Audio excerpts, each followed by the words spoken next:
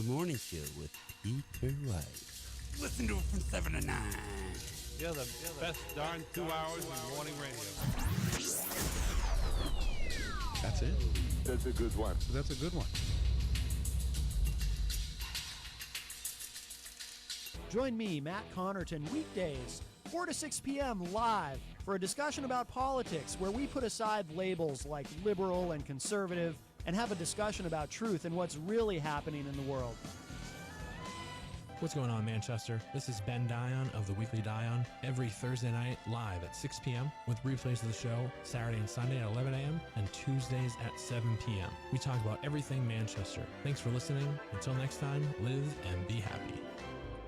This hour on WMNH is proudly sponsored by CGI Business Solutions, located at 171 Londonderry Turnpike in Hooksett. Serving all your employee benefits planning, design and administration, investment and wealth management, and customized business insurance solutions.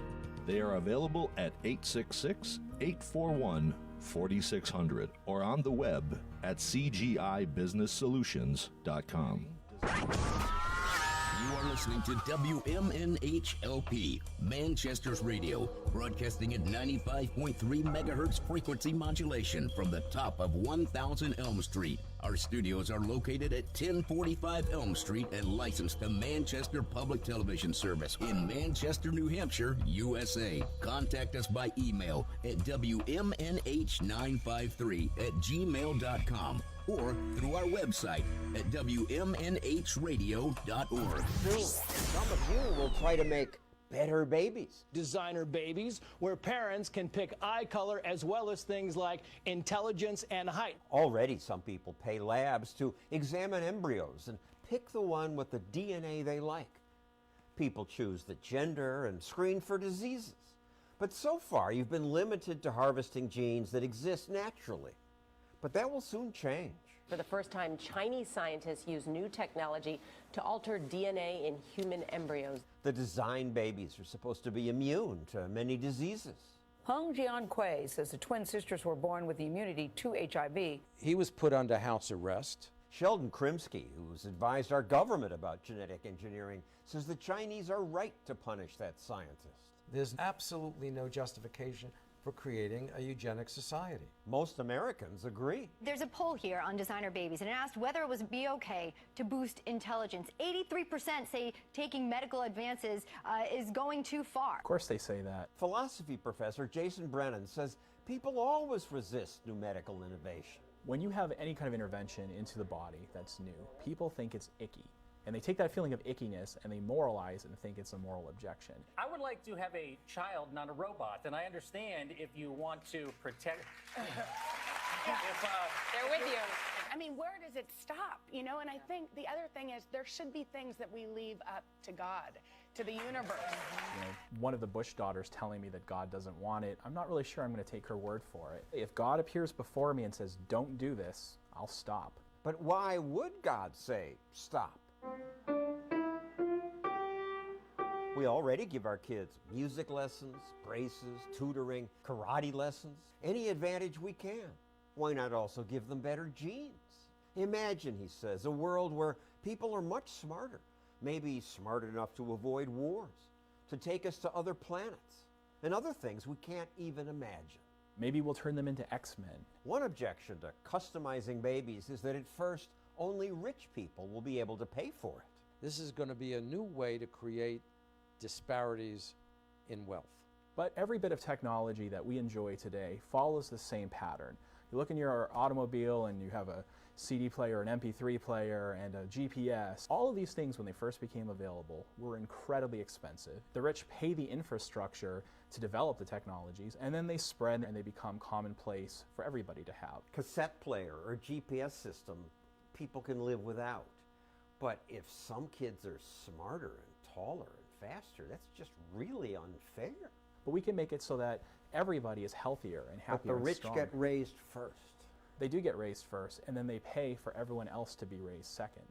Rich people got a lot of things first. Airplanes, LASIK surgery. Then the prices come down. Even if this price came down for this, it would create more injustice. If some people are better, we're all better off for it. Einstein's existence helped everybody. You can't use the argument that because we've had technological breakthroughs that have helped people, that every single effort on using technology is going to help people. You're just against change. You're on all these committees with the government. You just want to stop progress unless you give permission. You're an old fuddy-duddy. I love change, but I think that there are some boundaries. You know, there are some things that shouldn't be fuddling around with. Most countries now have laws banning creation of designer babies, but it's still going to happen. So say here in the US where you're not allowed to buy a kidney if you need one. That doesn't mean people don't buy kidneys, they just go and buy them elsewhere. Banning this kind of technology will just guarantee that it will be available only to the super rich and only to the politically well-connected. It's going to happen anyway, somewhere. Well, if it does, it doesn't mean it should happen in the United States. Once other people start doing this, we'll all feel we have to keep up. It's not so clear why that's a problem. If everyone is making their kids healthier and stronger and smarter and less prone to disease, and you feel social pressure to go along with that, well, good. Shouldn't you do that as a parent for your child? I would. I'd want to use science to help my descendants be all they can be. Truly I say unto you, whoever welcomes one of these little ones in my name might be letting in a murderer or a drug. Let's get her to a detention center, you know, so we can figure out what's going on.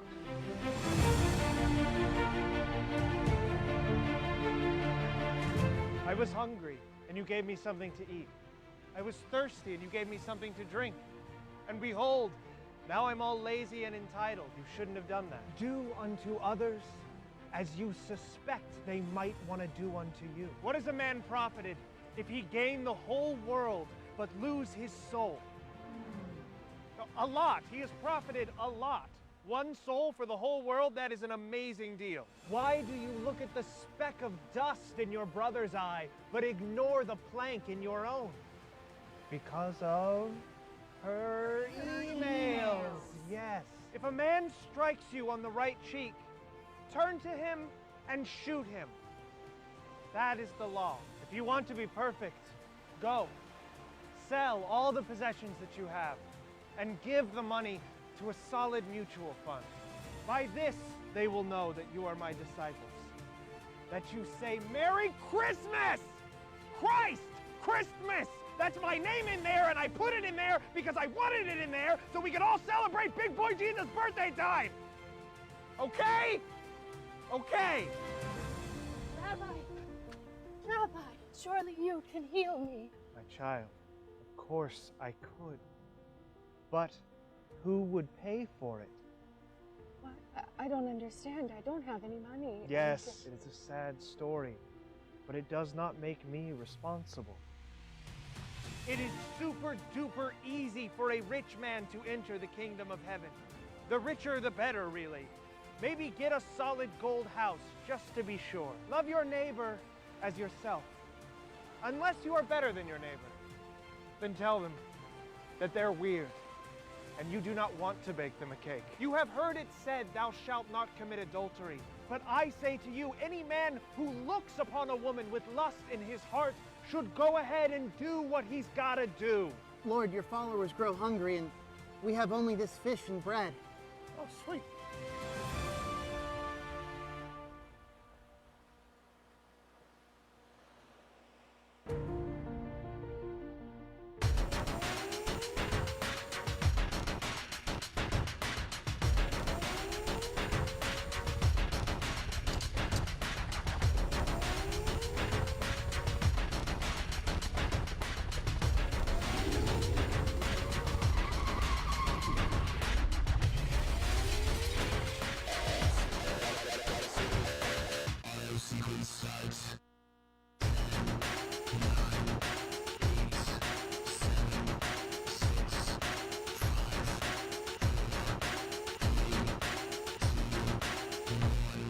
Montenegro is a tiny country with very strong people. By the way, they're very strong people.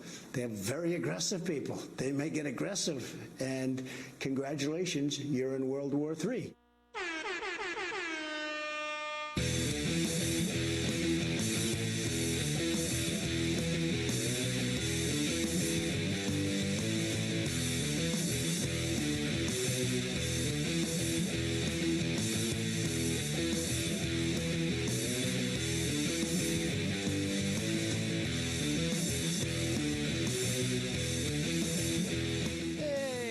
Welcome. It's that time again.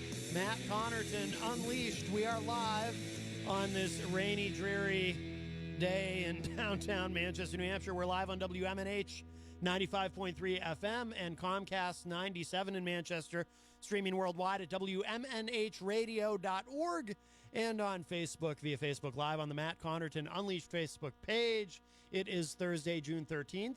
2019. 603-250-6007 is the number to call. 603-250-6007. Or you can opine in the Facebook live chat as well.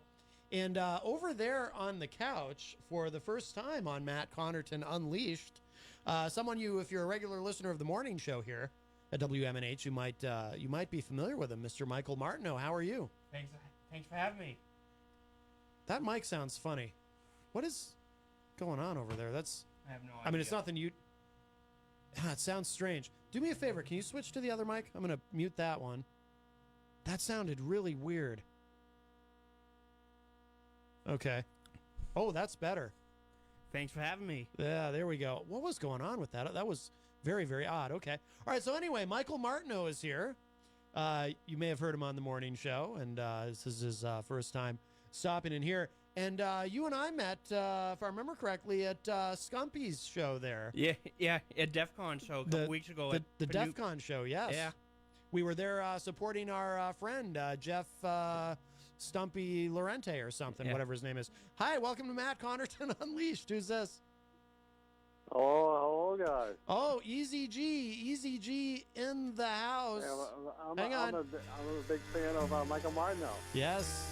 Hang on, Easy Welcome G. to the show, Michael. Your time is now. Yeah. Oh, boy.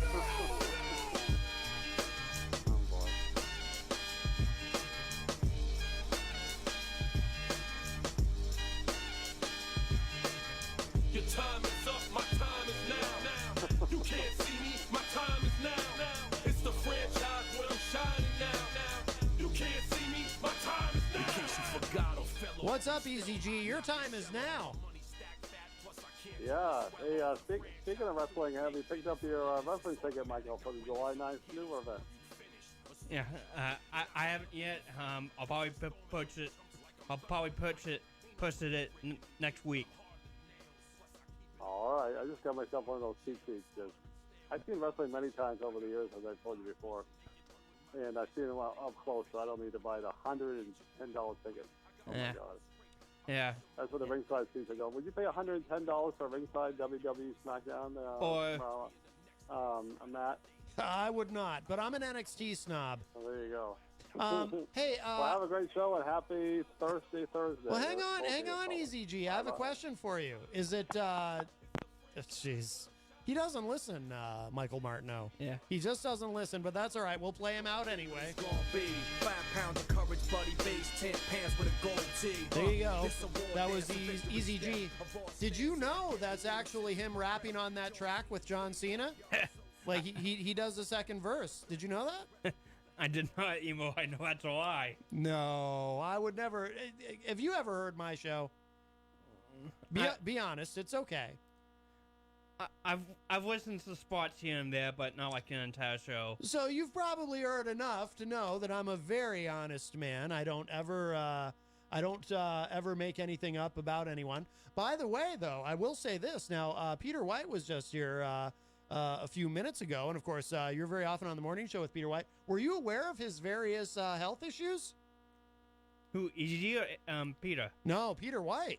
No. Oh yeah, he's got all kinds of weird stuff going on. I thought maybe he had discussed it with you. I definitely I have hepatitis. Can you believe that?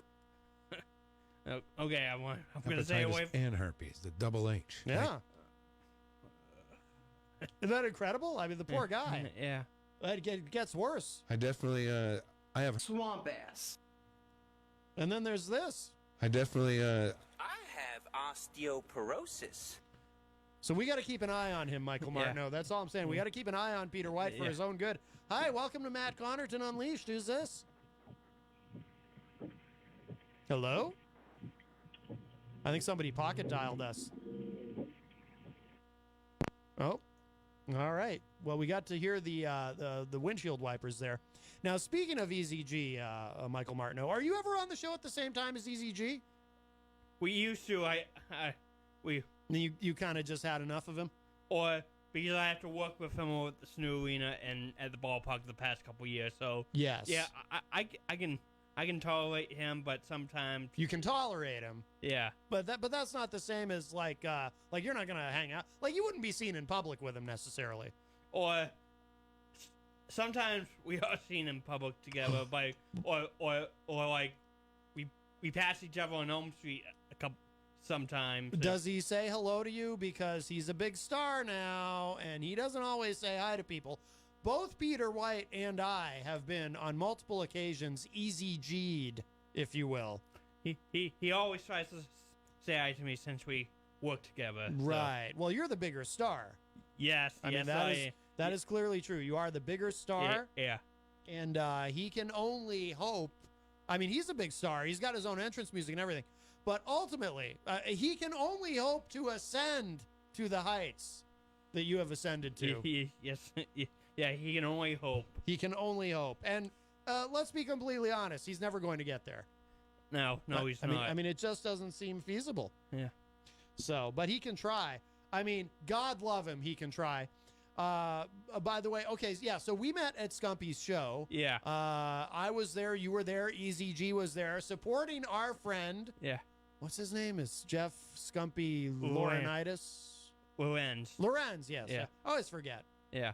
I don't know why. A great friend. I was happy to support him. So I received I did receive earlier today a message regarding the show, a suggestion. And the person who sent me this asked to remain anonymous, or as our very articulate president might say. An anonymous, really an anonymous, gutless coward. He sounds like he's having a stroke there, doesn't he? Yeah. So anyway, so someone sent me this, and I did tell him that I would keep this anonymous, or as the president says, anonymous. Let's see. I wonder if he thinks that by dragging out the S's, it will distract us from the fact that he can't pronounce the word. An anonymous, really an anonymous, gutless, because he says coward. He doesn't just say anonymous. He says anonymous. Yeah. It's very strange. He really maximizes that sibilance. I think it's a hypnotic technique. And that's why all the MAGA people are under his spell. I wonder what MAGA people think when Trump speaks in gibberish. They probably think that he's just speaking in a way that us mere mortals cannot understand, because he is a stable genius. So this is the anonymous message that I received. Let me back up. Okay. So I don't know if you're aware of this, Michael Martineau, but EZG called the show, was it yesterday, I think, and was rather insulting to John Hopwood and I, because we've been working on this jingle. We've been working very hard on this jingle for Goldenrod. Have you heard it? I have not. Oh, you have? Oh, here, let me play just a little bit of this, because we found some background music for it. Because EZG, as you know, works at Creamland. Yes, I do. Creamland. Am I right? But Goldenrod is really the place to be. So we've been working on this jingle. So let's see. Here it comes. I'm just going to do a little bit of it for you. I got to warm up my throat. Me. Okay, here we go. Goldenrod, I really like your food and your ice cream. So much better than Creamland. So there you go. So that just gives you a little taste of that. So that's good, right? Yes, it is. Yeah, well, EZG didn't think so, and he called. John Hopwood was here as well, kind of ruining the song, frankly. But EZG called and was very insulting. He does not support his friends the way some of us support our friend Jeff Scumpy Leonopoulos. So I received an anonymous message that said this. Not only did Easy G insult you guys on yesterday's show, I feel he's the reason why the Bruins lost.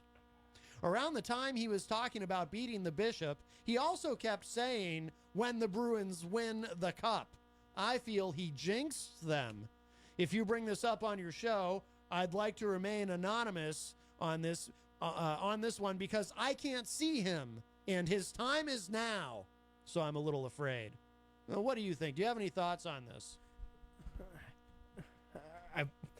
I like both places. It's but yeah, I think it jinxed him. I actually went to Chunky's to watch the game last night, and then to get him see destroyed last night. I'm like, and well, I didn't know Eric said that until you just said that now. So it's like, it was a disappointing loss for the Bruins, but there is a Manchester native on the St. Louis Blues, so. I know nothing about sports. I must be I must be completely honest with you, but I am fascinated by this idea that Easy G would have the ability to jinx a team. Is it possible that he's just bad luck? Yeah, sometimes he can be, and yes, absolutely. Yeah. Hi, welcome to Matt Connarton Unleashed. Who's this? Hi guys, how are you? It's Paulie C. Paulie C in the place to be. Well done, well done. Yes, you're getting us in stereo, Paulie C. A little harmony for you. What? We gave you some harmony there. Did you hear that? We both. I did. That was beautiful. Thank you so much. Thank you, and thank you for not being insulting like Easy G is when we try to do creative things on the show. We appreciate that. Well, this is what I was calling about, actually, was about Easy G. Now, I don't know if it's because he's just oblivious in general, but the calling thing is getting out of control. I mean, he calls, and he doesn't let anybody else talk. Now, is this because of the fact that he only has 1,000 minutes on his phone and he's got to cut it short? I think it might be. You're going to make him cry. But, yeah, he does tend to... he's not much of a listener. He's a talker. He's not much of a listener. But, he's not... Well, I don't get that. I don't understand that. What is it with him with that? It's frustrating. I mean, does he do that because he doesn't want to, interrupt the show? I'm trying to get a handle on that because there could be multiple reasons that are completely harmless. You know what I'm saying? Right. I've heard that he's got a phone that only has not like everybody else where it's unlimited, where he only has a certain amount of minutes. Mm-hmm. So he wants to cut it short, or could it be for the fact that he's just trying to be courteous and he wants to just say his piece and free up the phones for other callers? Yes. Or is it something else where he's just thinking that the public just strictly wants to hear him and he's giving us all a dose and thank you, I'm now going to step off the soapbox and move on with my day? I mean, what is it? Well, because when you try to talk back to him, he doesn't listen to you. Right. And you just you want to jump off the Notre Dame bridge after a phone call with them. Oh my goodness. It's just like, dude, I'm trying to talk back to you. Don't hang up. Don't hang up. And it's like that. I mean, it's almost his signature thing. Yes. Well, he's not the only one who does that. Have you ever heard one of Mike Doyle's calls? No. Well, yes, I have. I remember hearing a call where he said he just read something while he was on the beach. I was just like, ugh. Yeah. God. Well, anyway, yeah. But, Eric is not the only one who does that, Paul Cormier. What is that? I think here's what I think it is. I think he's a big star, and I think he's got a lot of obligations, and I think he's trying to... I think part of the thing, too, is he's very busy, so his time is short. He's trying to solve this Creamland bathroom issue. Did you know there are no bathrooms at Creamland?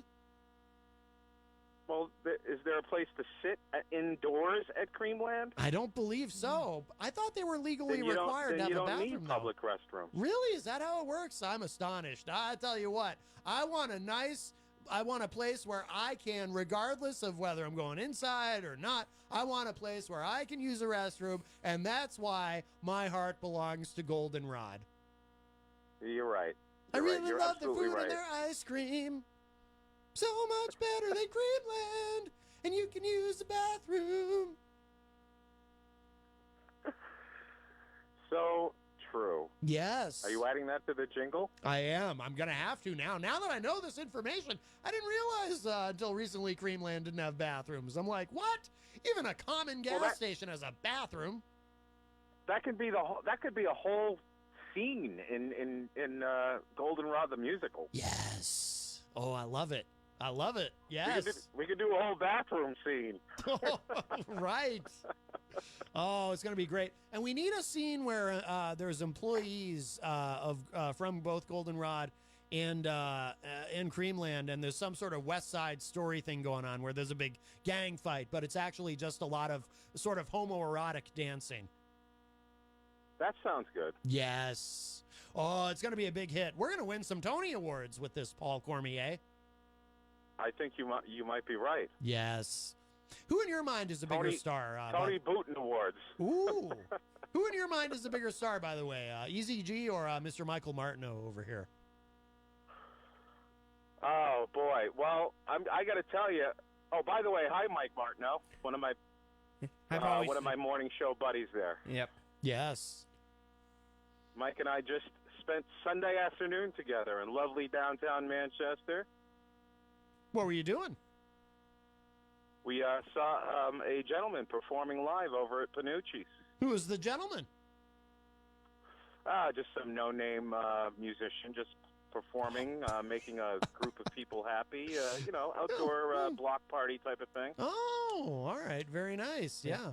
It was myself and Mike Martineau and Eddie Murphy and Eddie Murphy was there. Wow, that's fantastic. Stephen Philbrook. Wow, I didn't know you knew Eddie Murphy. That's amazing. Can you talk him into please doing at some point before he dies just one comedy special of stand-up comedy? The world is waiting for him to return to the stage. Well, he's not a comedian anymore. He's decided to not be funny anymore. Years ago. But still, I mean, it's Eddie Murphy. My goodness, he doesn't have to wear the leather suit. He just has to tell some jokes. Just want to hear some jokes. From what I saw on Sunday, he's white now. So. Oh, wow. No kidding. Okay. Well, I mean, as we learned with another musician, you can do that, but the side effects are horrendous, and you get in all kinds of trouble. Right. Yeah. And then you die. I don't know if this was alopecia or I don't know what was going on, but yeah. Well, it was Eddie Murphy, all right. Alopecia makes your hair fall out. Oh, what am I thinking of then? Rosacea? Maybe no, that's red. Yeah. That's redness. What did Michael Jackson have? I don't know. I think it just No, there's a condition where you turn white. Oh, where your skin where you lose pigmentation in your skin. That's right. Yes. But it's not what is that called? It's not being an albino, because that you're born with. So I don't know what that's called. Yeah, but Eddie Murphy has this, whatever it is. This is terrible. Does Easy G know about this? He can put it in his entertainment report. I don't know. He could. Yes. Does Peter White have this? I have alopecia. Oh, great. Now I just said that. Fantastic.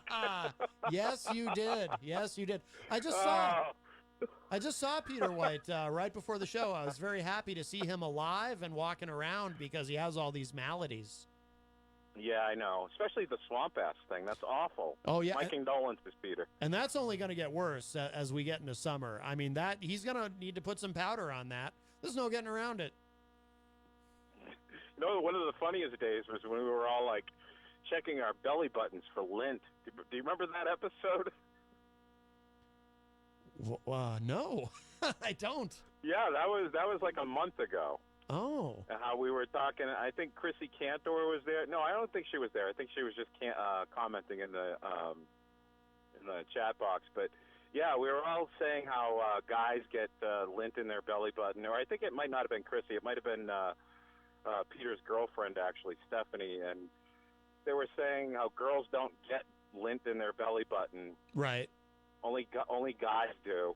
And then Peter lifted up his shirt and he pulled out this enormous belly button lint ball that just like the biggest thing I've ever seen in my life. So. Oh my goodness! Wow. I actually get dryer lint in my belly button. I don't know how it gets in there, but it's very upsetting. Oh, Rocky Huber in the Facebook live chat says maybe they tell EZG there's no bathroom so he doesn't steal the toilet paper.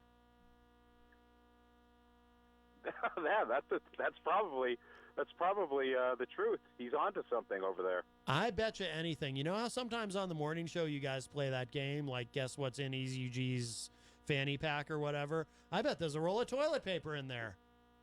Guess what's in his what? His fanny pack or whatever he carries. Doesn't he carry? Because he's always got some kind of bag with him. I didn't hear pack. You cut out. Oh, Angela Philbrook says, and I'm never sure how to pronounce this, vitiligo is losing pigment. Ah, okay. Thank you, Angela. Or vitiligo or something. I always thought that was an Italian artist. But apparently that's the skin condition where you lose pigment. Right, yeah, vitiligo. Vitiligo. He painted the 16th chapel or something. Oh, yes. So there you go. Right. Well, so vitiligo, yeah, that's where you lose the pigmentation in your skin. Right. So are you out of work? Or, oh, there's the sirens. Every day at some point. Are you out of work now, Paul Cormier? You got out early? Yes, I had to go to a doctor appointment in which I'm still waiting. Oh my goodness. Yeah, it was an hour ago. So. Well, you do have alopecia, so you're going to want to get that. You got to do something about that. Right. Yes. They can give you something. Give you some vitamins. I will sue if you play that, Matt. I don't know why you would say something like that. When have I ever done something like? What are you even talking about? How dare you, sir? I can't believe it. Right. I never. So what's the alopecia? What do I have? The hair loss thing? Yes. Well, okay. Yes. Well, you can certainly say that. I don't mind telling the world that I'm hairless. Oh, there I go again. Hey, it could be worse. I definitely I have hepatitis. So there you go. Exactly. You could have the double H. Hepatitis and herpes, the double H. So be grateful for what's not wrong with you. Wow, man. Yeah, see? You've got the whole catalog on him. Oh, yeah. I've got well, I look these things up on WebMD and then it's like that's what's wrong with him. Well, that's what you should do, Matt. When you oh, never mind. I'll talk to you about it off the air. Oh, all right, Paul. You know how WebMD, all you need to do is press a button, and it tells you it has an audio of a voice that tells you the pronunciation of each symptom or each thing that you're looking up. Oh, yes, it does. So then all you need to do is attach that to I have. Right. Oh my goodness, poor Peter White. Now it's endless. He's going to have every. You can find the world's strangest things. He's going to sound like a raging hypochondriac. Right. He's going to have all this stuff wrong with him. Wow, this is oh God. Poor guy. Find really long ones too. Find really long, unpronounceable ones. Right. Oh boy. All right, listen, I'll let you get back to your guest. I'm sorry. I just wanted to call because I was listening and I heard the great EZG not let you get a word in edgewise again, and it was frustrating me. So. Yes. All right, Paul Cormier. Thank you so much for the call. All right, you boys have a good day. Mike, always nice to hear you, buddy. And Matt, carry on, my friend. All right, thank you. Bye-bye. Yeah.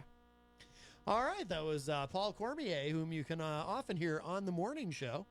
And occasionally he pops in here as well. Let's see. Hello to Jenny in the Facebook live chat. I see Chad Erickson in there. Chad's a radio guy. My friend Bob Burrell, Bobby B. Stefan Philbrook is in there. Christian Collins. Logan William Phoenix says, how are you doing, bud? Ryan Gorman, Rhonda, Wayne Noel. Very, very busy in there. And we have another call. Hi, well, oh, boy. Hello? Oh, hey, hello. You know what? This is EZG. You're right. EZG. Hang on a second. I gotta try to do better with that. You're right, Paulie G. Sorry, EZG. I did your theme music. What'd you say? Say all that again. I said I gotta stop making such short phone calls. Right. I need to be on for an hour every time I call, but Paulie C is right, though. You said that before on the show. You're right. I gotta do better. So. I don't think it's so the. Paulie C is listening. I will try to do better. I don't think it's the length of the call that he's talking about, EZG. I think he just wants you to put your ears on, so to speak. He wants you to listen. Right, but sometimes he wants to ask a question, or Peter White asks a question, and then I've already dropped the phone call, and that's when Paulie C gets frustrated. Or Peter White my mother gets frustrated sometimes. I hang up on my mother by accident sometimes. You hang up on your mother? Say, hey, son, he says you hung up on me again. I don't like that. That's bad when you do it to your own mother by accident. I don't mean to. Do that to your own mother. What kind of bad son habit. are else you? in life. It's just a bad habit. I'll tell you, EZG. I'll tell you. Be nice to your mother. You don't want to get your mother, do that to your mother. That's always a bad thing. Why do you say that? To do it on the show, but why do you say that so aggressively? You shouldn't do that to your mother. Bad side, You should. I'm sorry. What? You don't want to get on your mother's bad side by hanging up on her by accident. Yeah, you don't want to get on my mother's bad side. That's for sure. She'll cut you. Forget to say goodbye. She'll call me right back and say, Eric, you didn't say goodbye, or you hung up on me by accident. My mom grew up on the mean streets of Chicago. That's a true story. I just wanted to call him real quick and say, I'll try to do better, Paulie, if you're still listening. She was like 13 when she found her first dead body. Oh, thanks, EZG. Okay, bye-bye. Boy, he's already doing better, isn't he? Yeah. I mean, just the improvement that I heard in that phone call, it's like he's already really committed to doing better with that, to listening, to having a two-way conversation, to being interactive. I mean, he's acknowledged that he needs to improve in this area, and he's already right on it. I mean, he only ignored about 50% of what I said to him. Yeah. That was fantastic. Normally, he ignores almost all of it. Yeah. Yeah. And usually when he's causing to the morning show as well. Yes. Oh, hello to Liam Lynch from the band Let Us Not Forget. They were here the other day on the show, and it was fantastic. And I did get that email. I will send you that link. And hello to Ed Murphy, who joins us in the Facebook live chat as well. Yeah. So very, very busy today. 603-250-6007 is the number to call if you'd like to join us. 603-250-6007. There is, as always, so much going on in the world, and we should probably get to the really big story here. I just have to reopen this email because I closed it by mistake. I have something truly shocking to share with everybody. And we have... there's the fallout from the president saying he'd accept foreign help to be reelected, and there's, the Kellyanne Conway thing. There's all kinds of stuff going on, but I have something even more shocking than all of that. You're just going to have to hold on to your hats when you hear this, but we'll take this call first. Hi, welcome to Matt Connarton Unleashed. Who's this? Hey, Matt. It's Paul again. Oh, my goodness. Yes. Hey, listen, I just wanted to say that I was listening when... Eric Gagnon called just a moment ago. Yes, he's already doing better, yes, isn't he? I'm sorry. I just wanted to say that he did a really good job. Wow. He listened to you 50% of the time, I'd say. Yeah, I mean, so that's all I wanted to say. I just wanted to say that's all I wanted to say. Bye. Okay. Bye-bye. That was Paul Cormier's EZG impression, I think, there. That's very nice. All right. So, Michael Martineau, prepare to have your mind blown by this opening story. This is shocking and scandalous because according to my favorite website, Rick Wiles, who is an End Times broadcaster, And he has this program, ironically titled True News. According to Rick Wiles, plant-based meat alternatives are a satanic plot to create a race of soulless creatures. Can you believe this? This is stunning to me. Now, I'm sure it's just a theory that he has. This isn't necessarily true, but they do have that burger now. You can get at Burger King. It's like not real meat. It's like some kind of plant thing.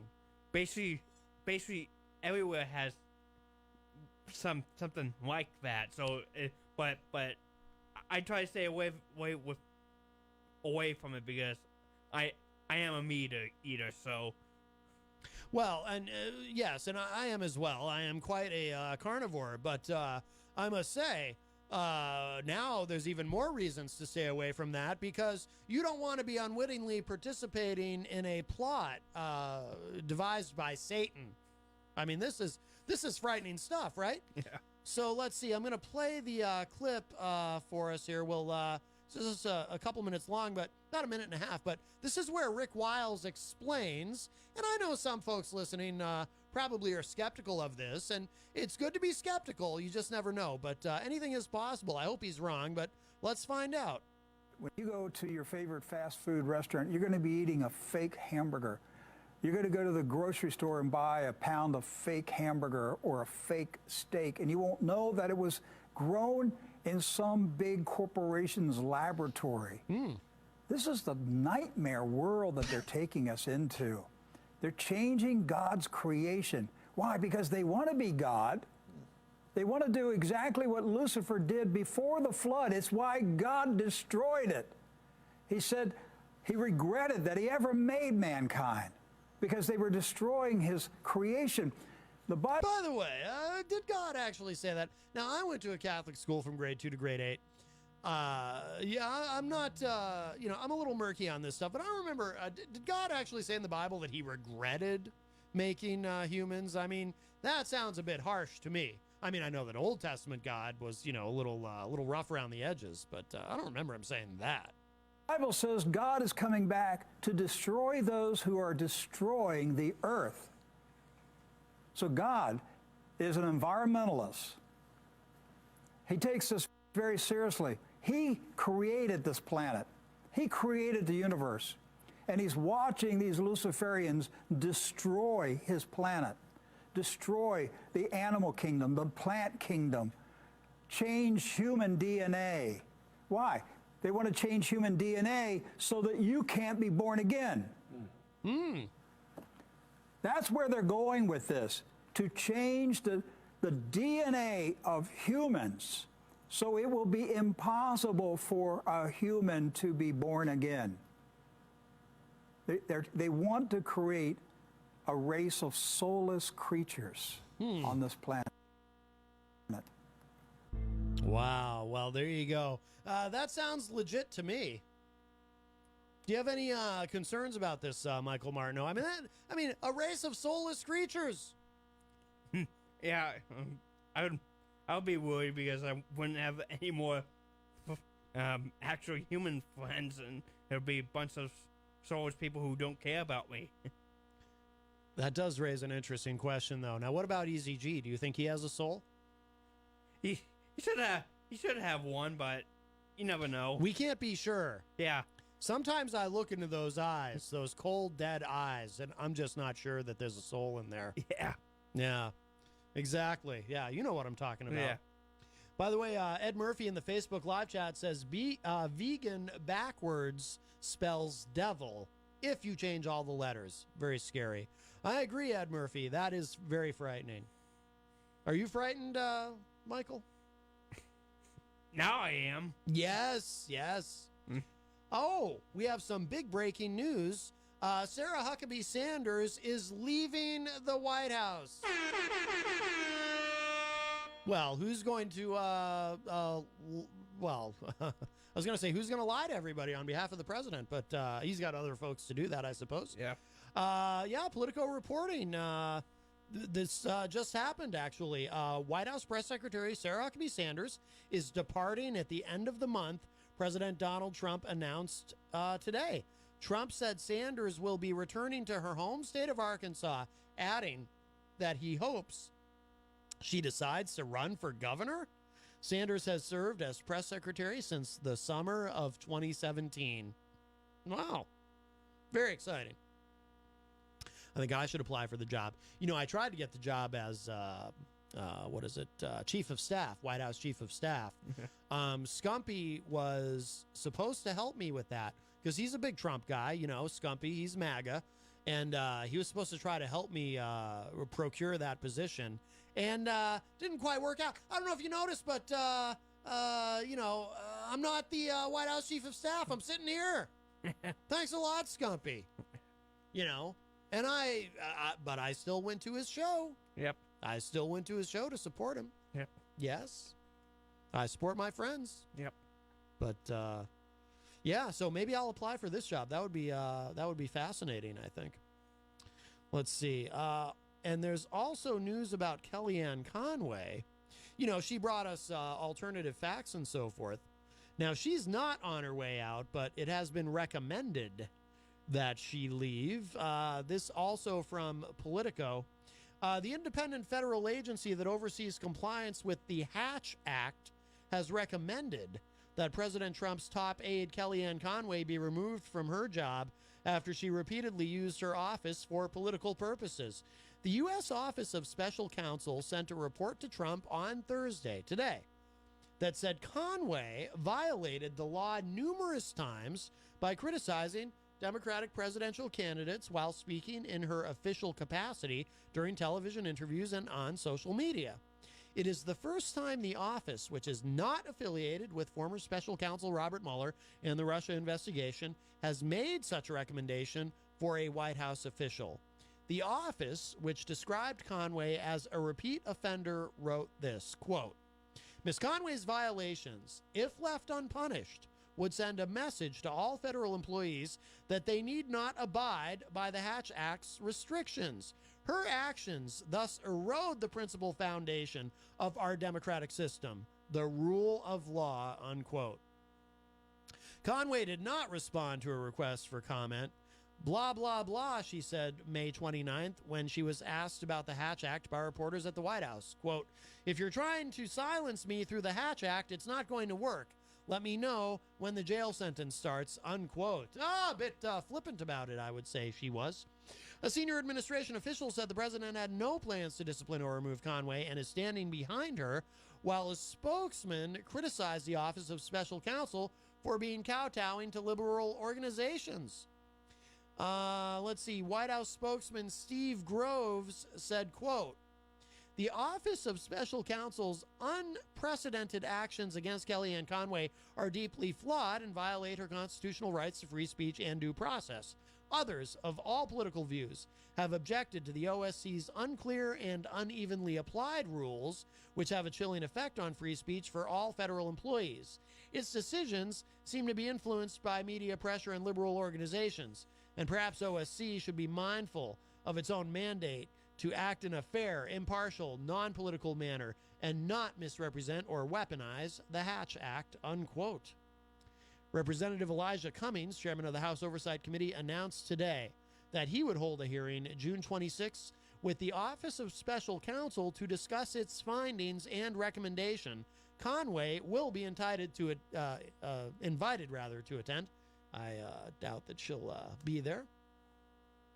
Cummings, who called on Trump to fire Conway, said the White House has been withholding information about Conway's conduct from the committee for more than 2 years. Politico reported in May that the office had received a growing number of complaints since Trump took office about federal employees allegedly violating the Hatch Act. In Trump's first year on the job, formal complaints to the government office that oversees compliance with the 80-year-old law jumped nearly 30%.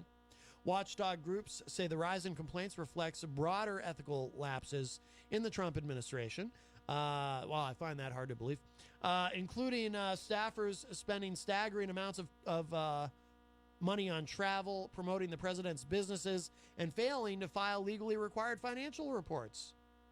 So far, the OSC has determined that at least 2 Trump senior officials violated the Hatch Act. At least 10 Trump senior officials have violated the Hatch Act, according to a person at OSC familiar with the law.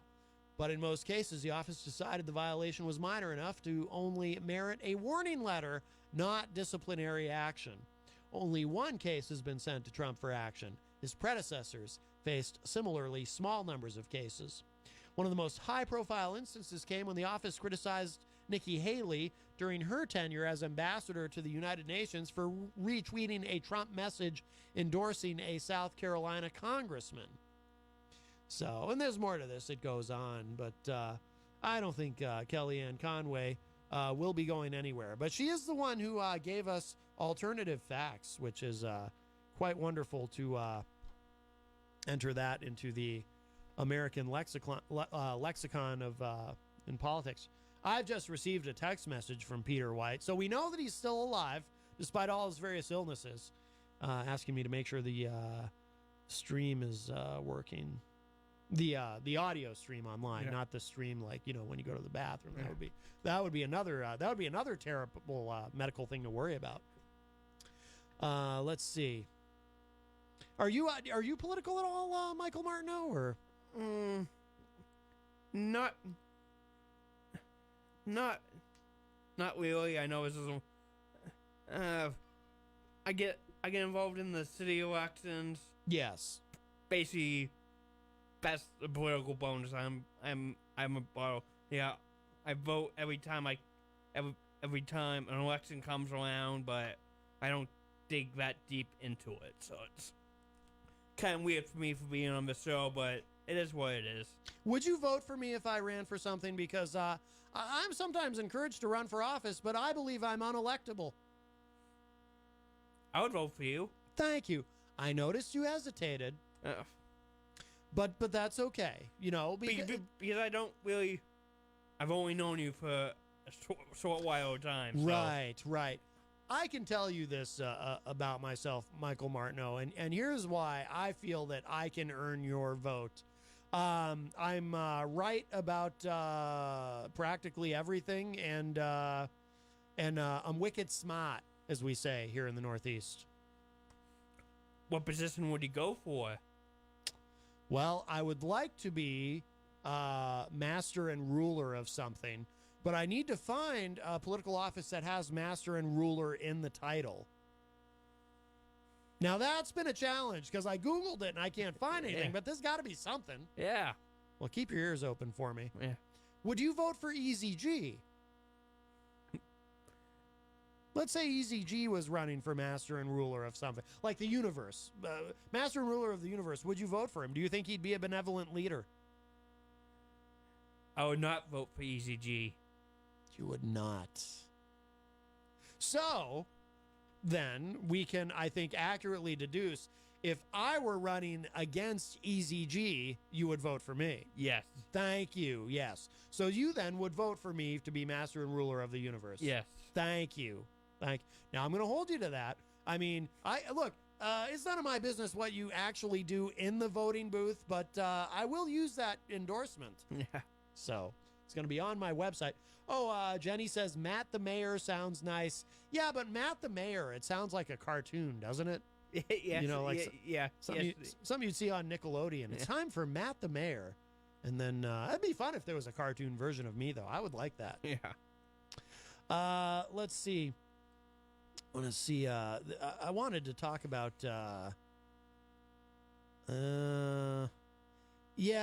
Some. It takes a lot for them to do it, but there are some Republicans who are not pleased as much as they don't like to criticize Daddy. There are some Republicans who are a little bit displeased with Trump saying he would be open to receiving opposition research, quote unquote, from foreign powers. He was asked by George Stephanopoulos if it would be, actually, I should find the clip really quick. He was asked by George Stephanopoulos if it would be appropriate to accept the help from a foreign power if in fact, someone had something that would be helpful to the president to win re-election. And let's see, here it is. We'll play this for those of you that haven't heard it yet. I just have to get past this ad where they're selling one of these satanic fake burgers. I enjoy a good hamburger, but I don't want to eat something that's been prepared by Satan. And if you're just tuning in just now, you have no idea what I'm talking about. But I'm just going to say this. Be very careful. Okay, here we go. Interview, rare access to President Trump. Incredible couple of days, Robin. I spent the last 2 days with President Trump behind the scenes, and access really that no reporter's ever gotten before.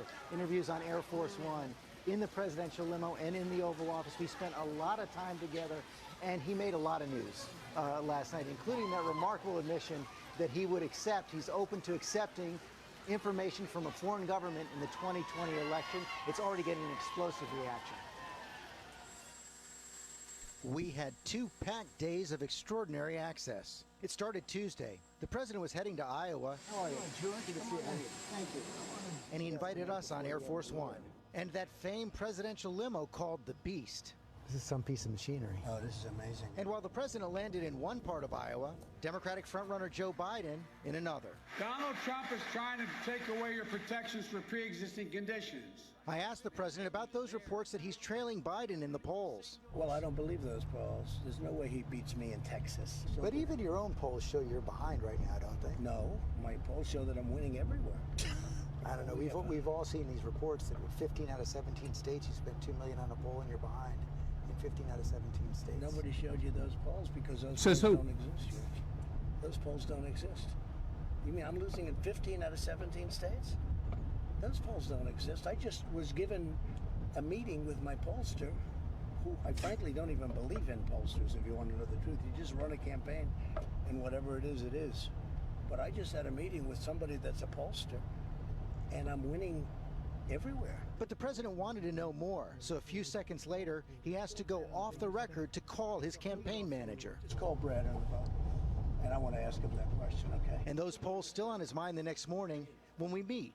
He'd already tweeted about it. On Good Morning America today, they had that phony polling information. I explained to you last night that it was phony, but you didn't do anything about it. You should have, but it was late in the evening and perhaps you didn't get a chance to call. I didn't see the piece this morning. I listened to, I've studied those polls. I've heard the explanations for them. Ultimately, it doesn't matter. But why does it bother you so much? Because it's untrue. I like the truth. You know, I'm actually a very honest guy.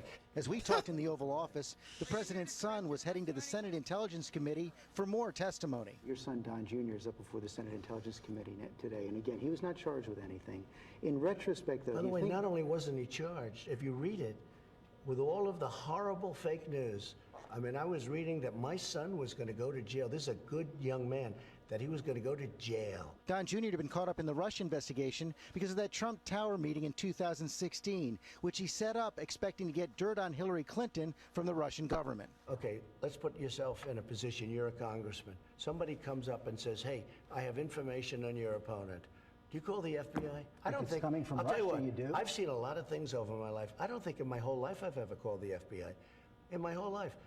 You don't call the FBI. Life doesn't work that way. The FBI director says that's what should happen. The FBI director is wrong because, frankly, it doesn't happen like that in life. Your campaign this time around, if foreigners, if Russia, if China, if someone else offers you information on an opponent, should they accept it or should they call the FBI? I think maybe you do both. I think you might want to listen. There's nothing wrong with listening. If somebody called from a country, Norway, we have information on your opponent. Oh, I think I'd want to hear it. You want that kind of interference in our elections? It's not an interference. They have information. I think I'd take it. Robin, I got to tell you guys, that was just a stunning moment for me, for the president to admit it like this. This has been at the heart of the debate for the last 2 years, foreign interference in our election. All right. Well, I wanted to mainly just play the clip. We don't need to hear Now, I will say this, Michael Martineau, if I'm running against EZG for the office of Master and Ruler of the Universe, and you have some dirt on EZG you want to share with me, I will gladly accept it. Now, you're not a foreign power, so it's not the same thing, but actually, I would accept it right now. If you have any dirt on EZG that you want to share with me, I mean, it's just us guys talking. If he has, some dark secrets or something, you know? His feet stink. Yeah, well, I think we all know that. I mean something I can use again, like a bombshell, an October surprise. There's got to be something. Oh, you know something. There's something you're not saying. I'm trying to think. Yeah. Yeah. You got a big smirk like, oh, should I tell him that? That's really embarrassing. But, I would use it. I'm shameless. Look, I just want to win. Oh, and serve the constituents and stuff. Yeah. But, that too, whatever. But, yeah. All right, well, if you think of something, you don't be shy, because it's important that we can't have EZG as master and ruler. I mean, we could, but don't you think it'd be a little weird? Yeah. I, on the other hand, I can be trusted. Yeah. You sound skeptical. I can be trusted. Trust me. Yeah, You trust me, right? Yes, I do. I have an honest face, and clearly I have the best intentions. Clearly. Yes, you do. Thank you. Yeah, that's very good. You should be my campaign spokesman. You just tell people, Matt, look at him. He's got an honest face. He has the best intentions. You can do that. You could be my Kellyanne Conway. I mean, you could still be a dude. I'm not suggesting anything drastic. I don't mean literally. I just mean you could be like, like you wouldn't have to tell. I know what you're saying. Right, yeah. I'm just saying. Not that there'd be anything wrong with, it's 2019. You can be whoever you want. However you self-identify is your deal. I'm just, Not EZG, though. He's locked in. He's locked into who he is. Yep. Yes. So, according to Politico, Jenny says, looking mighty cute in those jeans, Maddie. That's a little random. Thanks. Politico is reporting Republicans lash Trump for being open to foreign oppo. GOP senators vowed they would immediately turn to the FBI if approached with foreign dirt. Oh, my goodness. Within 48 hours, they'll forget that they were ever critical of Trump about anything, because that's how this tends to go. They will criticize him just enough, and then, MAGA people start getting upset. It says, soon after Trump sparked his latest all-consuming controversy, Lindsey Graham of South Carolina spoke to the president and urged him to rethink his willingness to use foreign opposition research against his political opponents. All right, well, here's the actual quote. One of these days, Miss Lindsay's going to guest host the show, I think, so I've really got to get this impression down. Okay, here we go. The law is pretty clear. You can't take anything of value from a foreign government. He says, I didn't say I did. I said, sitting down and talking to somebody is not a crime, but it's probably not a good idea. I don't agree with you, unquote. Asked whether Graham's comment got through to the president, the South Carolina Republican replied, he understands where I'm coming from. As a close Trump ally, Graham's exchange punctuated the alarm that senior Republicans have with Trump's comments that he'd likely take foreign dirt if offered and would, quote, go maybe to the FBI if I thought there was something wrong, unquote. Many Senate Republicans are now moving swiftly to distance themselves from Trump's willingness to use foreign opposition research against his political opponents, even as Trump dug in further on Thursday on Twitter. Those senators said that being offered campaign fodder on opponents is simply a way of life in politics. They pointedly refused to endorse Trump's remarks. Let's see. Senator Mitt Romney, Republican of Utah, said, quote, accepting the work product of a foreign government or the effort of a foreign government to try to influence an election of one candidate or another, it simply strikes at the heart of our democracy. It's wrong. It's antithetical to our democratic principles, unquote. Senator James Lankford, Republican of Oklahoma, added, quote, I was just surprised he wouldn't say he would immediately turn it over to the FBI or DOJ. There are going to be international conversations all the time. There's no way to avoid that. But the natural thing is to be able to turn it over, unquote. Lankford is also a leading proponent of election security legislation. Several senators up for re-election vowed to call the FBI immediately if they received such information. Senator Tom Tillis, Republican of North Carolina, who is up for re-election and working to stay close to Trump amid a primary challenge, said, quote, You have to repeat it to authorities. Generally speaking, it's a part of, in the case of, like Russia, it's an effort to disrupt our elections. My first call would be to the FBI. My second call would be somebody to corroborate the information, unquote. Cory Gardner, Republican of Colorado, one of the most vulnerable senators in the 2020 cycle, said foreign opposition, quote, should be turned over to the FBI plain and simple, unquote. And Senator Joni Ernst, another incumbent on the ballot next year, also put daylight between her and Trump. The Iowa Republican said, quote, I would not trust information coming from another country. I wouldn't do it. I can't speak for him, but I wouldn't want it. I'd definitely alert the authorities, unquote. Still, most stopped short of calling out Trump by name, despite some private anger over the president's comments. Republicans seem to view the firestorm as a temporary one that will pass, given Trump's penchant for changing the media narrative. After a long pause, Senator John Cornyn, Republican of Texas, said that, quote, any advice I have for the president, I'll give it to him in private, unquote. That's very courageous of him. Cornyn also said, quote, opposition research is obviously at the root of the Russian active measures campaign. We're all concerned about the role foreign countries have in our elections, both in campaigns and sowing discord and dissension among Americans on social media and otherwise. I'd rather just have Americans participate in American elections, unquote. Democrats lit into Trump comments today while also offering harsh words for their GOP colleagues. Senator Mark Warner, Democrat of Virginia, tried to pass legislation this afternoon requiring candidates to report election interference, but Senator Marsha Blackburn, Republican of Tennessee, objected. How disgraceful, fumed Senate Minority Leader Chuck Schumer afterward.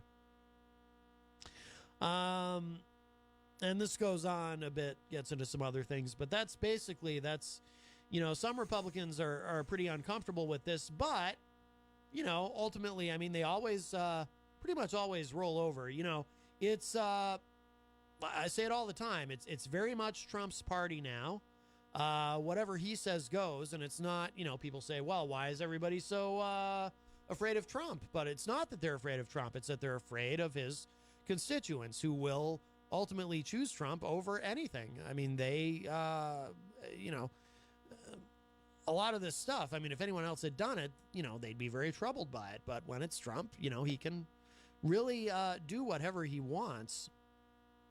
And that is just where we find ourselves. Just a quick thing, and then we're going to be coming up on a break, but Reason.com, and we're going to talk a little more about Justin Amash in a bit, but Justin Amash, of course, the libertarian who, is a Republican, but he's, considered a libertarian. He is down 16 points in the Republican primary. So Reason.com is reporting this as a shock poll. The first survey since the Libertarians' impeachment comments show big lead for a pro-Trump challenger. This is not a shock at all to me. I predicted this. Justin Amash, being the first Republican to publicly call for Trump's impeachment because of the obstruction of justice in the Mueller report, when he did that, he ended his political career as a Republican. Immediately, the Republicans put up somebody to challenge him in the primary. It's pretty easy to see where this was headed. Again, I give him all the credit in the world for his guts, but he had to have known this would happen and must have some intention of returning to the private sector. It says here, when asked during a town hall meeting last month whether he fears his pro-impeachment comments could leave him vulnerable to a primary challenge by Michigan State Rep. Jim Lauer, Representative Justin Amash, Republican from Grand Rapids, smiled and said, I'm not concerned about it.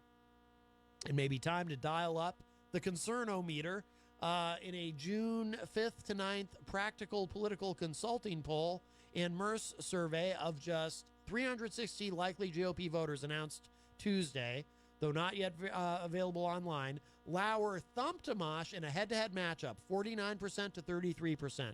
According to Merce News, they also found that if President Donald Trump campaigned in the district or for Lauer, quote, the challenger's margin actually goes down 43% to 32%. The poll did not include former Army National Guardsman Tom Norton, who has also filed to run. As Hot Air's Allah pundit notes, quote, "That's Amash's best hope for a victory. Draw more pro-Trump, anti-Amash candidates into the race. Hope that the majority of Republican voters splinter among them and win the nomination with a plurality," unquote. And that could work. That would be his one hope. The news comes amid fresh reporting by Politico that Trump is considering a rare early intervention in a GOP primary against a Republican incumbent. Quote, "Trump has raised the primary challenge idea with Vice President Mike Pence and North Carolina Rep. Mark Meadows, a close Trump ally who co-founded the Conservative House Freedom Caucus with Amash. Trump has also addressed the subject with Republican National Committee Chairwoman Ronna McDaniel, a former Michigan GOP leader who remains influential in the state," unquote. So it goes on with some of the details about that. But yeah, I mean, Amash is in trouble, and it's not a surprise at all. So, you know, again, I mean, I admire his, you know, his courage. I mean, if it in fact was not his intention to, you know, to end his political career, then, you know, he took a hell of a risk. He put himself out there, and we'll see what happens from there. But he did respond to a Don Jr. Trump tweet earlier, and we'll talk about that after the break. But we're going to take a break. How are you doing over there, Michael? Are you sticking around, or 20 more minutes before I have to head out? Okay. All right. Well, we're gonna take a quick break here, and I played this the other day, but I opened the show with it, so some of you might not have heard it. But this is a fun song for. I think locally here in the city, they're going to be raising the pride flag on Friday. So here, this is for you, Vice President Mike Pence, if you're listening, and of course Marcus Bachmann. Brothers and sisters, prayer is a powerful thing. In these trying times, we pray. We pray hard. But there are some matters where we would be better servants of the Lord by accepting what is and not bothering Him. Come on! You can't pray the gay way. You can't pray the gay way. No matter what your preacher say. No matter what your preacher say. There's no fighting tonight. You can't pray the gay away. Mama, oh mama, you can't blame yourself just 'cause your baby boy took your high heels off the shelf. Daddy thought football would make a man of him, but now he spends all his time cruising the gym. You can't pray the gay way. You can't pray the gay way. No matter what your preacher say. No matter what your preacher say. There's no fighting tonight. You can't pray the gay away. Well, Reverend Bill at the Church of Christ says he needs reprogramming. That boy ain't right. Sent him off to camp where he could get fixed. Half the summer of his life never saw so many. You can't pray the gay way. You can't pray the gay way. No matter what your preacher say. No matter what your preacher say. There's no fighting tonight. You can't pray the gay away. You may not know it, but you know lots of them. Statistically speaking, 1 out of every 10. Every family's got one. You might call him Auntie Fred. Mama says he's harmless less he's trying to give you. Oh, you can't pray the gay way. You can't pray the gay way. No matter what your preacher say. No matter what your preacher say. There's no fighting tonight. You can't pray the gay away. Hey, you can't pray the gay away.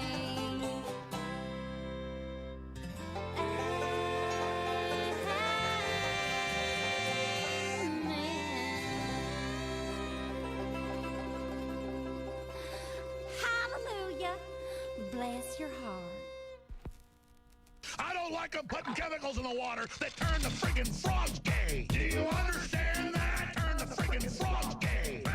Serious crap, gay. Frogs, friggin' frogs. It's not funny. I'm gonna say it real slow for you. Gay. Frogs.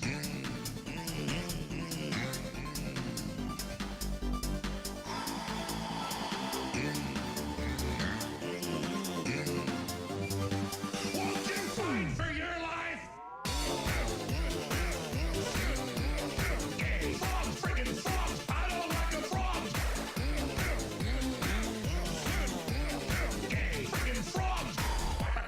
Frogs. Friggin' frog crap. Won't you fight the frogs? It's not funny. I'm gonna say it real slow for you.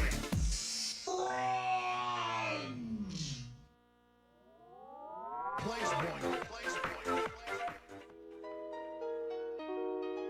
Orange face, baby. You alright? Bust down, Melania. You alright? I want to see you bust down. Bust down, Melania. Bust down, Melania. I want to see you bust down. Pick it up, now break that down. Break it down. Speed it up, then slow that down on the wall. Slow it down. Bust it. Bust down. Bust down, bust it. Bust it. Bust down on the wall. Over. Bust down, Melania. Bust down, Melania. I want to see you bust down. Over. Pick it up, now break that down. Break it down. Speed it up, then slow that down on the wall. Slow it down. Bust it. Bust down. Bust down, bust it. Bust it. Bust down on the wall. Over. Orange face, baby. You alright? I'm every woman's fantasy. Orange face, baby. The American people voted me as their president. It's their fault. They're stupid. Don't be mad at me. I want to see you bust down. Bust down. Bend that over on the wall. Make that clap. She threw it back, so I had to double back on the wall. Say the name, I'm Trump. I'll keep running. 2 terms ain't enough. And I promise nobody with the smoke. I'ma run it, I'ma do it. You gon' love it. I'm gon' get these damn votes. I got the up, then I hit the shoulder lane. Keep player. I'm the president. Don't act like you ain't heard of me. Orange face, baby. Bust down, Melania. I wanna see you bust down. Bend that over. You alright? Now make that clap on the wall. Now toot that thing up. This made me hungry. I need some burgers and a fresh cup. Bust down, Melania. Bust down, Melania. I want to see you bust down. Pick it up, now break that down. Break it down. Speed it up, then slow that down on the wall. Slow it down. Bust it. Bust down. Bust down, bust it. Bust it. Bust down on the wall. Bust down, Melania. Bust down, Melania. I want to see you bust down. Pick it up, now break that down. Break it down. Speed it up, then slow that down on the wall. Slow it down. Bust it. Bust down. Bust down, bust it. Bust it. Bust down on the wall.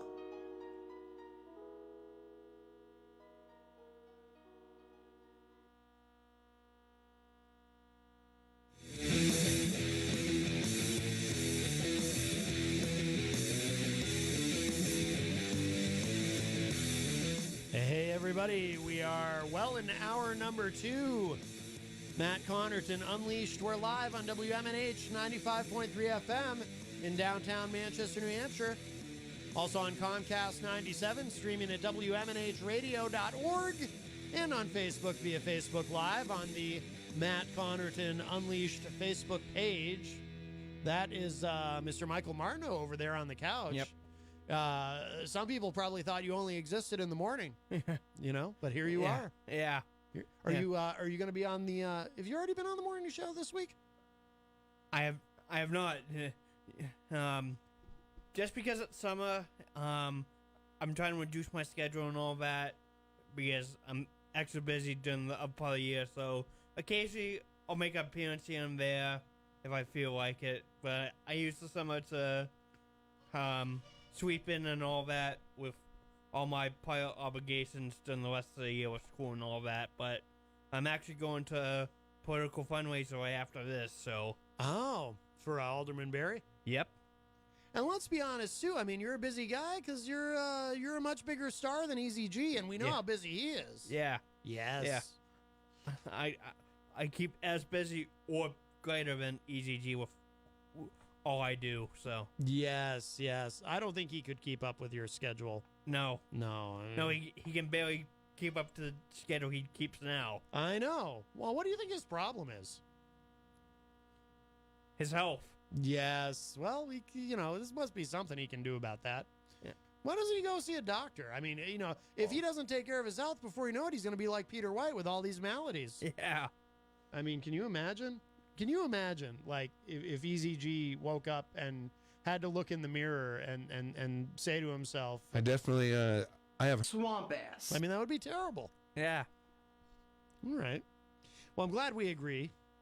I just saw something on Reuters about, that's a little disturbing. Oh, Fred Bonig from the Daily Ripple is in the Facebook live chat, by the way. Hello, Fred. Nice to see you. The internet here is running a little slow, so I'm having a issue seeing what you the links that you posted, but those will load eventually. Apparently, the United States is blaming. Here it is. U.S. This is from Reuters. Oh, there's a picture of Mike Pompeo. Okay, it's finally loading. U.S. blames Iran for tanker attacks in the Gulf of Oman, and oil prices rise. And I see something like this. Oh, Rocky Huber says the fundraiser is for the alderman. I thought he was going to say it was for the master of the universe. Well, Rocky Huber, I am going to have to raise some money if I'm going to run for master of the universe, especially if I'm going to be running against EZG Eric Gagnon. It's going to take money. It's going to take a lot of money to beat him. Yeah. And yes, I will accept money from PACs and corporations and so forth. Here's the thing, and I should establish this right up front before I do throw my hat into the ring, so to speak. I can be bought, and I hope that that's clear to everyone. You know, I'm very much for sale, Michael Martineau. So you can help me spread that message. Yeah. So I get nervous when I see this. U.S. blames Iran for something because it really does feel like there's some wagging of the dog going on here, and I'm concerned that John Bolton and his very frightening mustache are going to convince Trump to go to war. Fred says Sarah Sanders quit. Yeah, we touched on that earlier in the show, Fred. Sarah Huckabee Sanders is moving along. Well, her job must be exhausting. I mean, to have to be that dishonest every day, it's got to take something out of you. It says here 2 oil tankers were attacked today and left adrift in the Gulf of Oman, driving up oil prices and stoking fears of a new confrontation between Iran and the U.S., which blamed Tehran for the incident. Yes, this kind of thing makes me very nervous. U.S. Secretary of State Mike Pompeo told reporters without providing explicit evidence to back up the U.S. stance, quote, it is the assessment of the United States government that the Islamic Republic of Iran is responsible for the attacks that occurred in the Gulf of Oman today, unquote. Fred says in the Facebook live chat, yes, and the Iranians are throwing babies out of incubators. They have WMD, and they were behind the Gulf of Tonkin. Fred, of course, he's being sarcastic, but he's, you know, referring to how we have been lied into war in the past when events are misrepresented or just made up out of whole cloth, you know. That's how we got into the Iraq War. That's how we got into Vietnam with the Gulf of Tonkin incident, which turned out to be a bit different than what actually happened. Pompeo also said, quote, this assessment is based on intelligence, the weapons used, the level of expertise needed to execute the operation, recent similar Iranian attacks on shipping, and the fact that no proxy group operating in the area has the resources and proficiency to act with such a high degree of sophistication, unquote. Crude oil prices spiked more than 4% after the attacks near the entrance of the Strait of Hormuz, a crucial shipping artery for Saudi Arabia and other Gulf energy producers, stoked fears such disruptions could impact oil flows from the Middle East. Prices later settled about 2% higher. Washington accused Tehran of being behind a similar attack on May 12 on 4 tankers in the same area. Tensions between Iran and the U.S., along with its allies, including Saudi Arabia, have risen since Trump pulled out of a deal last year between Iran and global powers that aim to curb Tehran's nuclear ambitions. And we have a call. Hi, welcome to Matt Connarton Unleashed. Who's this? Yes? Matt, is that you, Matt? Oh, it's Melania. This bit never gets old. Hi, Melania. Why are people so mean? I don't know. Maybe Michael Martineau would know the answer to that. Can you answer Melania's question? Why are people so mean? Some people just can be mean at some points. I just shake it off. Exactly. You got to shake it off. Who's that man? What, Melania? Who's that man? That's Michael Martineau. He's going to be my campaign spokesman. Campaign for what? Well, I'm going to... What? Sorry, Melania? Is that French? What are you... Oh, it's probably Slovenian. I don't... Do you speak Slovenian, Michael Martineau? I do not. Very difficult to understand her. Anything else, Melania? Yeah, that always dies a quick death. Okay. Let's see. No one claimed responsibility for the attacks.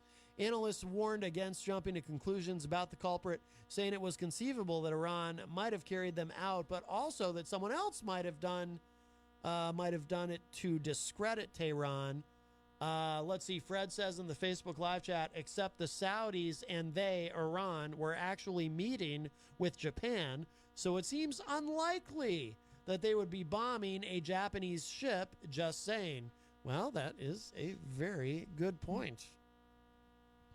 Iranian Foreign Minister Mohammad Javad Zarif, I probably didn't say that correctly, described the incidents as suspicious on Twitter and called for regional dialogue. Tehran has denied responsibility for the May 12 attacks. A European security official said his nation was being very cautious in making judgments about the incident.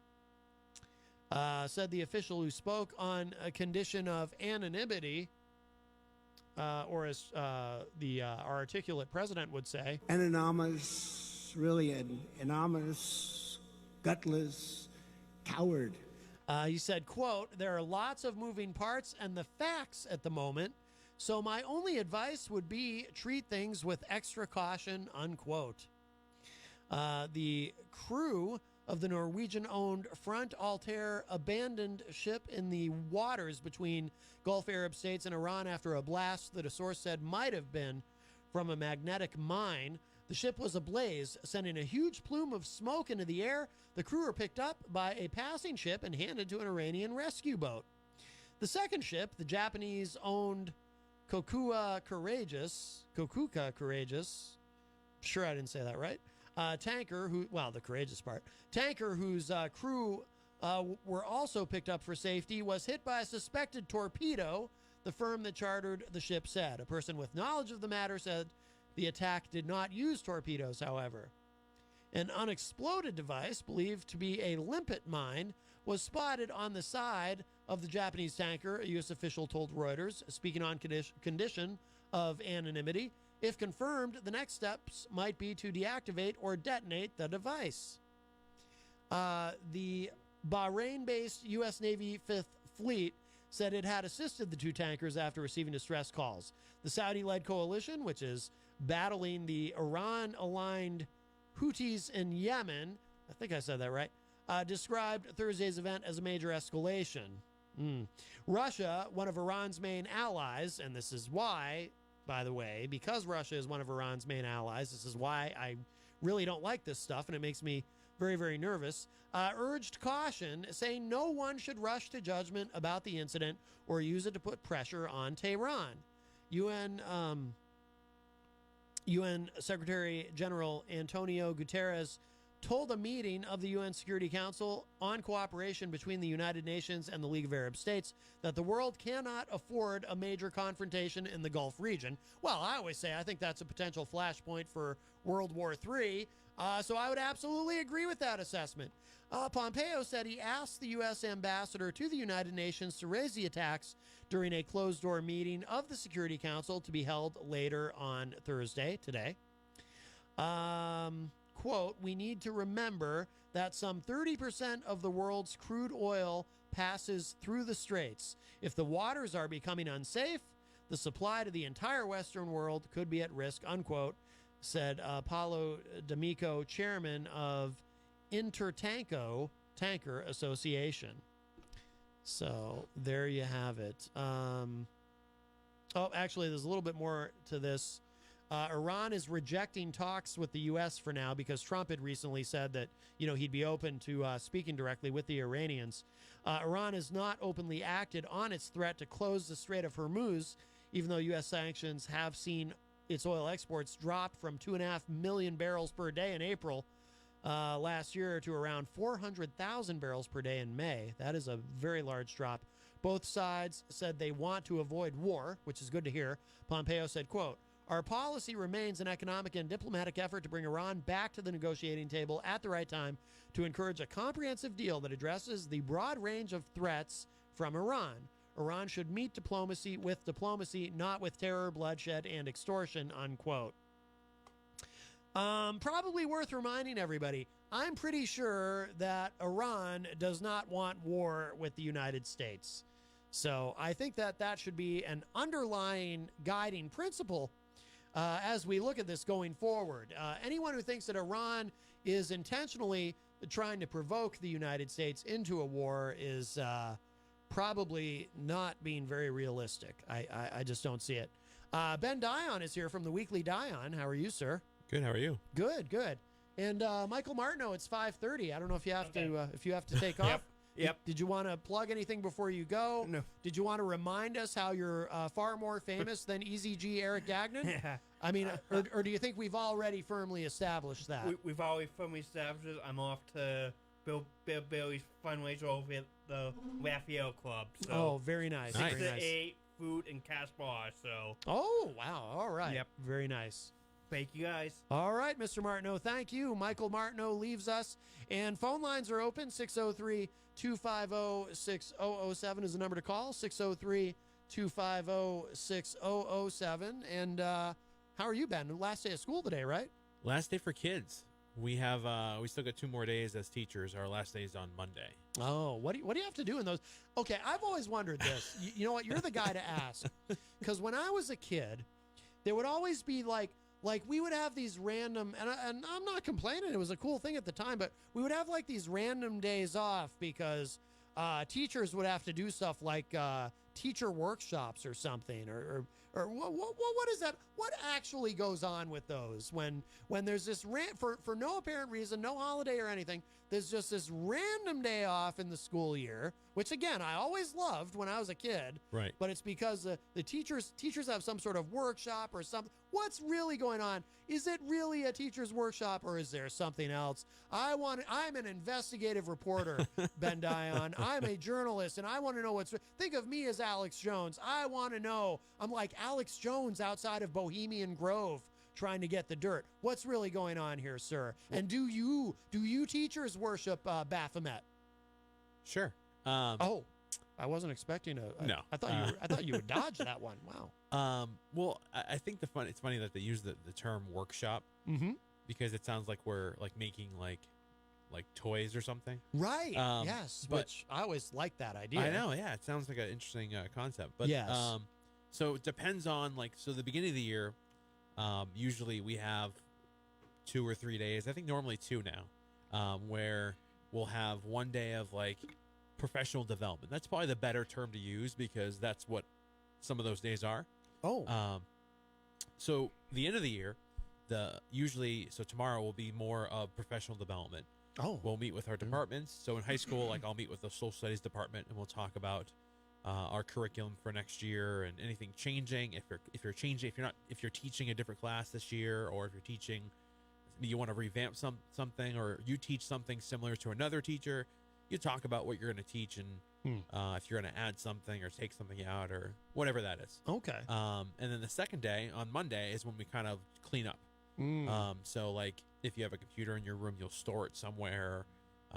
You have to like fill out this final like paperwork of like, if you're taking a computer home, you have to fill out a paperwork. If there's something wrong with the room, like say your door lock doesn't work all of a sudden and you need that repaired. Yes. You write that down on paper. There's all these random little things you have to do just to end the year. I think depending on what you teach, so high school, middle school, or elementary school, you might have more or less things to do, I would say. Yeah. I would say like my wife has more things to do because she puts a lot of her stuff away because they have summer school in her class. So she doesn't want other people to touch that stuff or it to get wrecked or anything, and just to keep it safe. Right. But for me, like, I keep a lot of things out, like decorations and stuff, just because no one's in there.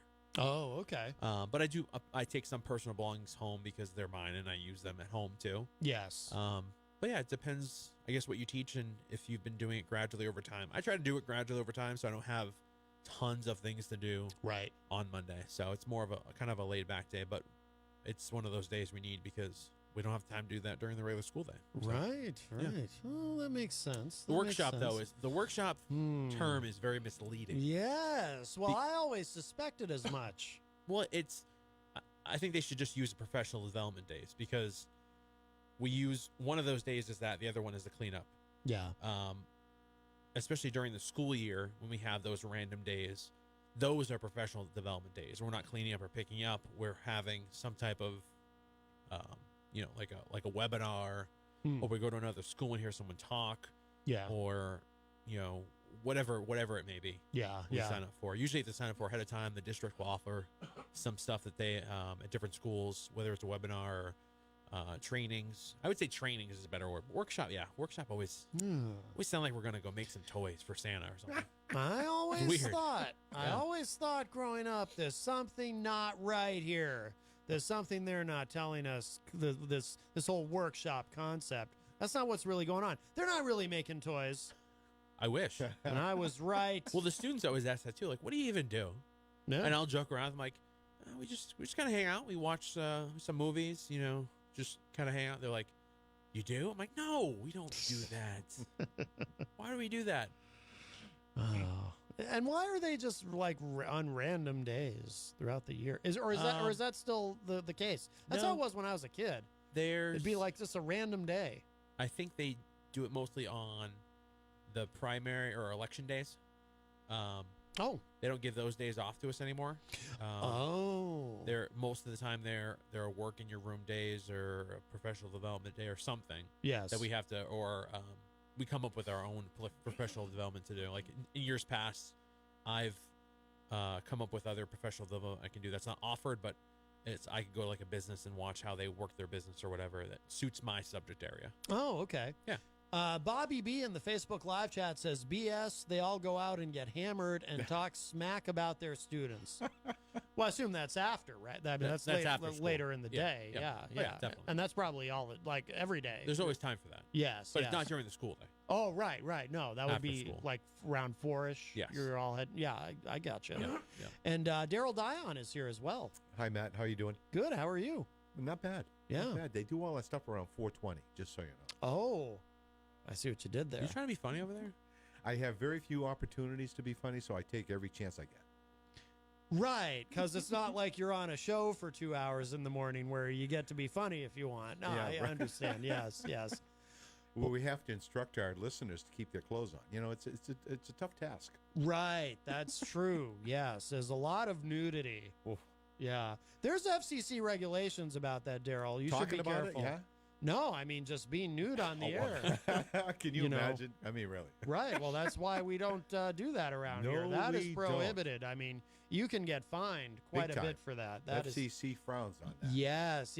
Don't get me wrong. I mean, sometimes in the heat of the summer, it'll be 90 degrees in this room when I come in the afternoon. It's Temptation like, will be there. Yes, and of course I'm very hairy, so Yeah. I'm never truly nude anyway. But I'm glad that. Now, how's your health? You feeling good? Pretty good. Pretty Yeah, good. I yeah. had a pre-op appointment yesterday to get they drew blood and checked all my vitals. The surgery is the 26th, so Yes. it's moving along very smoothly. I don't anticipate a big stay in the hospital, maybe 2 days. Yeah. And just after that, rehab. Oh, very good. I'm pretty very excited good. about it. I'm going to get use of my arm again. Oh, yes. Excellent. I worry a lot about Peter White. All these revelations I've been hearing. I don't know if have you been there on the days that he's been talking about his health? Apparently not. Oh, you don't know about any of this? Give it up. Well, there was the thing a couple of months ago when he revealed this. I definitely I have herpes. Were you there that day when he was talking about that? I mean, I couldn't believe it. I was shocked. Oh no, I wasn't there that day. Oh, yeah. And then more recently, he said this. I definitely I have hepatitis. I couldn't believe that. That was He's got stunning it to me. all, man. He does. it all. Hepatitis and herpes, the double H. Hey. Yeah, and I was like, and I'm hearing this, and I'm just, I'm devastated. I'm like, I hope he's all right. I mean, these are things that there aren't necessarily cures for. You know what I mean? So probably not, Yeah, and yeah. he's probably kidding. Oh, I don't know. I mean, does he sound like he's I kidding to you? definitely, I have hepatitis. No, he doesn't sound like he's kidding to me. And then I was really stunned to hear this. This is one of the more shocking things. I definitely, I have Swamp ass. I couldn't believe it. The poor guy. Whoa. The poor guy. I wanted to tell him, Serious dude, affliction. you got to put some powder on that, right? I mean, in the heat of the summer, I mean, it's only going to get worse. He's got to nip that in the bud now. Yes. You know what I mean? Otherwise, I mean, he's going to be just walking around just terribly uncomfortable. One hurting puppy. Yes. And then, you know, he's very tall, right? Well, like, what would you say? He's about 6'10", 6'10 and a half, something like that. He usually has to duck when he enters the room. I think he's actually 6'4". Well, give or take a 6 inches. Well, you know why? Because he's shrinking. He is. He's shrinking because he also revealed this. I definitely, I have osteoporosis. Couldn't believe it. The poor guy.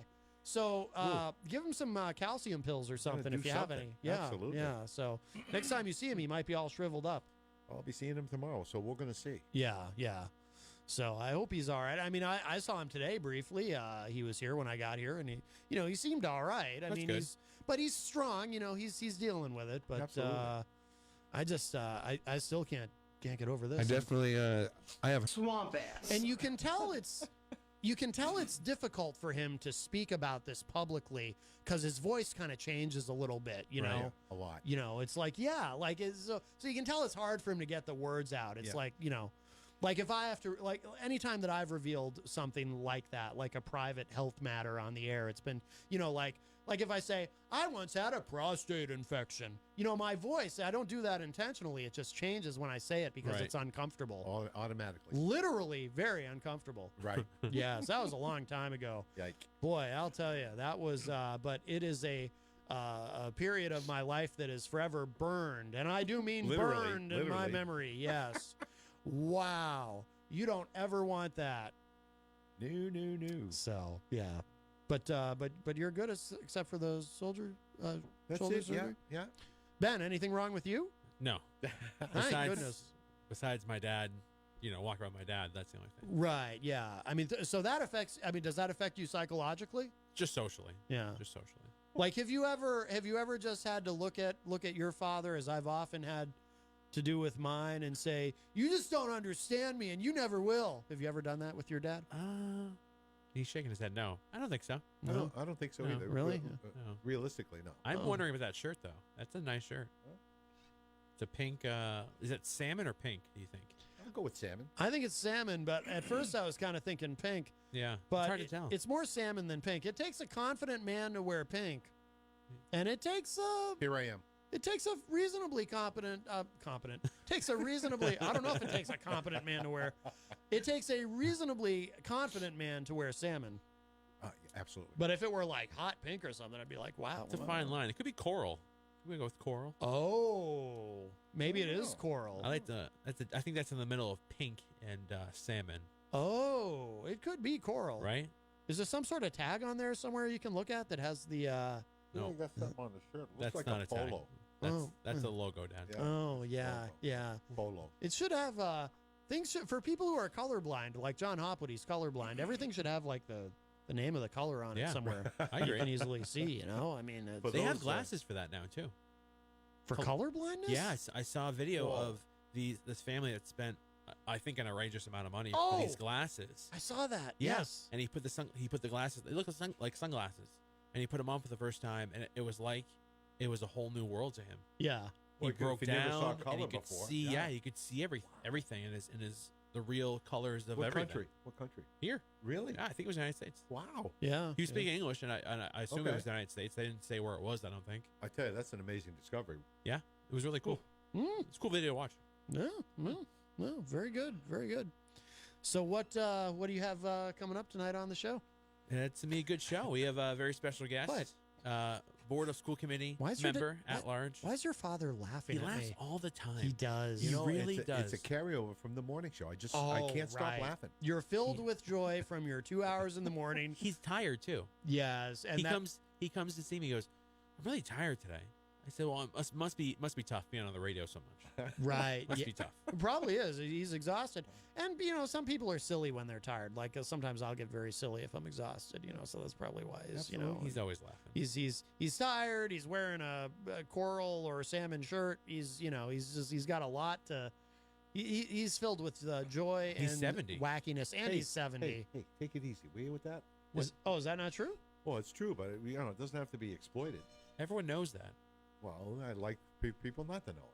We could just do the math and figure that out. Yeah, it's pretty easy. Yeah. That's true, yeah. Let's see, 1949, 19... You sure it was 1849? No, 19. Oh, okay.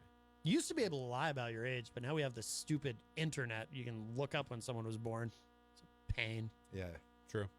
Oh, I'm sorry. So, so your show tonight. We have at-large Board of School Committee member, Rich Gerard. Okay. Is coming on.